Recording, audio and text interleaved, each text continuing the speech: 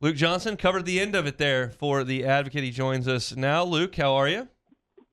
I'm doing great, Hunt. How are you, man? Doing quite well. Where were you yesterday when you got where this was going down, and what was your reaction?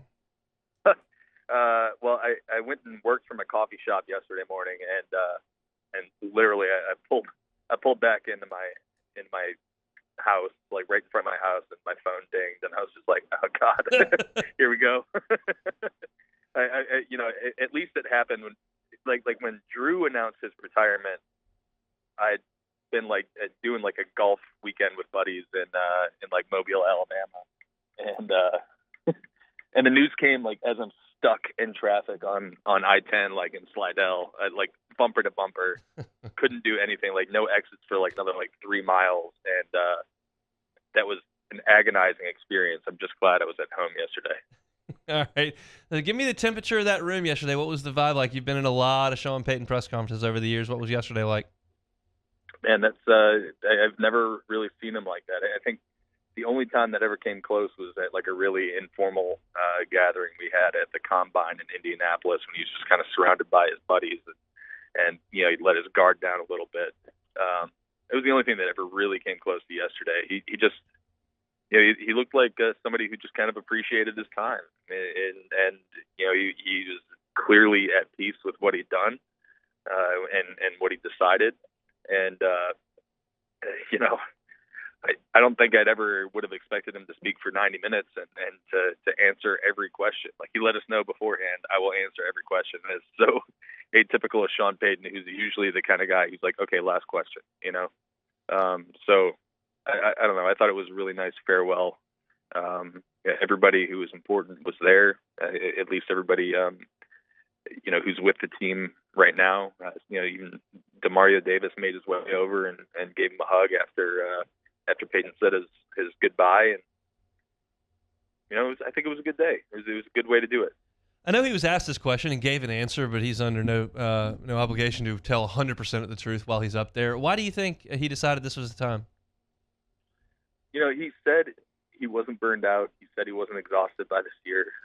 But anybody who even has a like decent ability to read body language could probably tell that wasn't entirely true.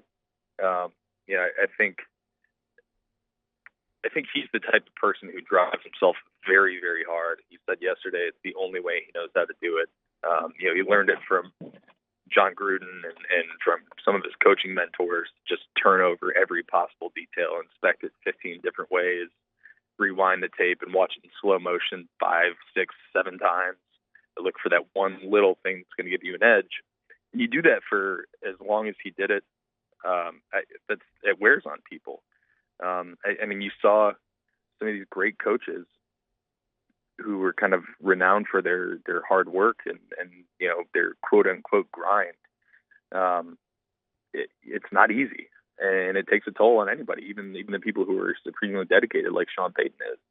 I think he was exhausted. He was tired, and there just kind of comes a point for everybody where you just had enough, and you want to take a step back and take a breath and reevaluate where you're at.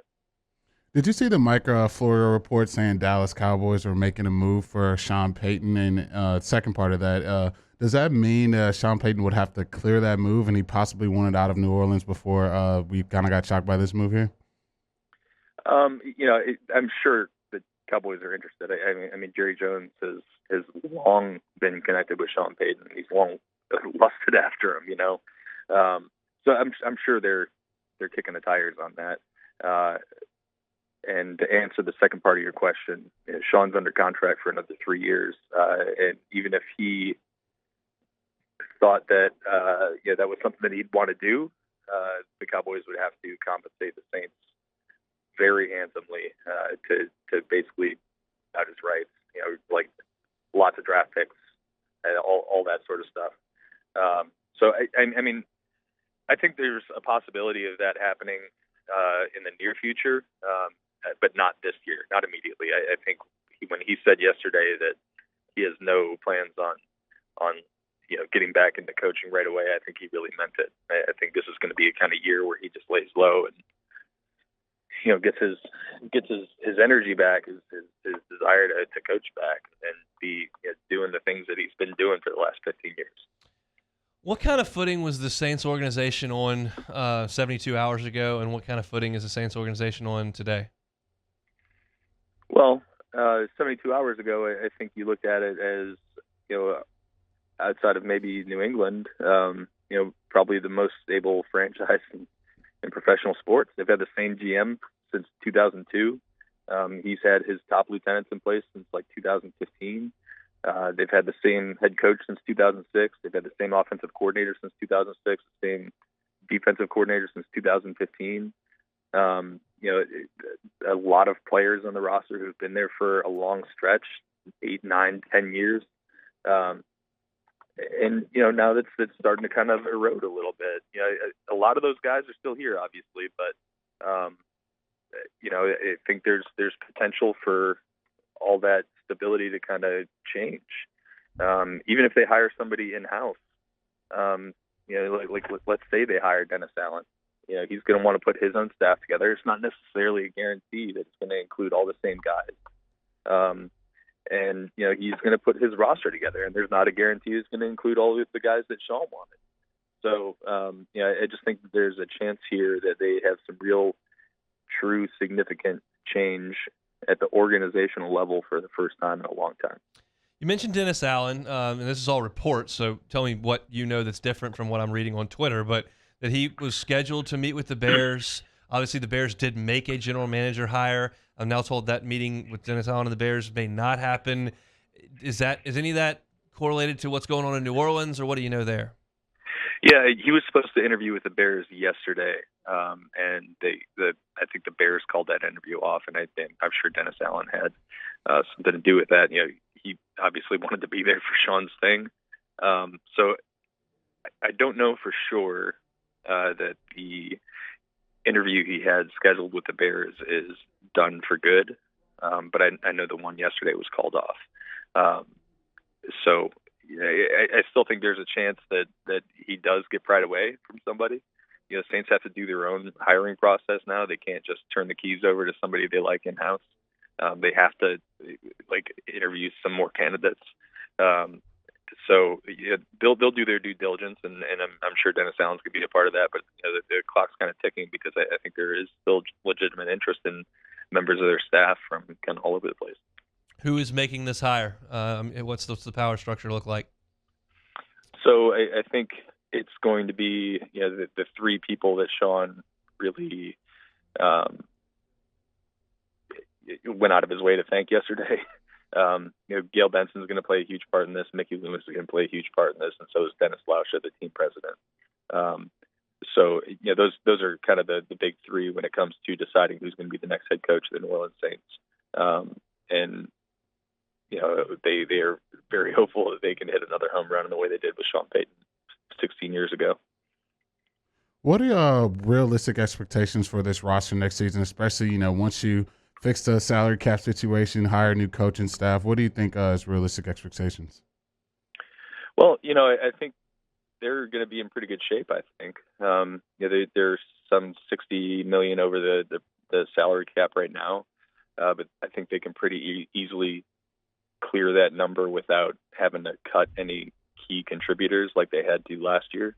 They're going to be able to shave huge chunks off by restructuring Ryan Ramczyk and Marshawn Lattimore and maybe Andres Pete. They can get under that number pretty quickly and still have the core of this team in place. But the big question is what they're going to do at quarterback, and that question got a lot more complicated yesterday. This was a destination place for elite quarterback play, right? People wanted to come play for Sean Payton. Russell Wilson, leaked through whoever last year that the Saints were one of the teams he'd be willing to play for. And, if they don't have Sean Payton in place, I don't know if that's still true. I don't know if Russell Wilson or Aaron Rodgers or one of those big name quarterbacks who's been rumored to be on the market would be like, yeah, I want to go to New Orleans and play for X coach. So, that might change the dynamic a little bit. Maybe they have to consider the draft. Maybe they're like, well, we know what Jameis can do, and let's bring him back. But I don't know if they're going to be able to, lure the big, high-end, splashy quarterback in the way that they would have with Sean Payton here. Luke Johnson covers the Saints for The Advocate. Last one, Luke, we appreciate a little bit of time. Just your prediction. What is Sean Payton doing next football season? Who is the head coach of the Saints next football season? So I think Sean is going to be on TV. Yeah. He basically just said yesterday that he wants to do it and he wants to try it out. He thinks he'd be good at it. And I'm really sure that some executive out there is just like, okay, how much money can we clear for Sean Payton to go get him? And I think there's probably going to be some competition for his services.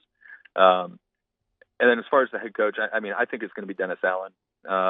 But I do think the Saints will interview candidates like Eric Bieniemy, who is a New Orleans native. There's a lot of people in that organization who are from New Orleans. I think that's important for them. And I think they'll look at Aaron Glenn as well, who obviously knows the culture here and knows what Sean Payton did and is a rising star candidate himself as a coach. So those are kind of the three guys who I'm really going to be keeping a close eye on, but I think it's going to be Dennis Allen ultimately. He is Luke Johnson, covers the Saints for The Advocate. Luke, when they make that hire, we'll get you back on. Thanks for the time. Sounds good, guys. Talk to you soon. Thanks so much for watching Hunt Hill on YouTube. Now do us a favor. Hit the red subscribe button below and throw us a like. We'll see you next time.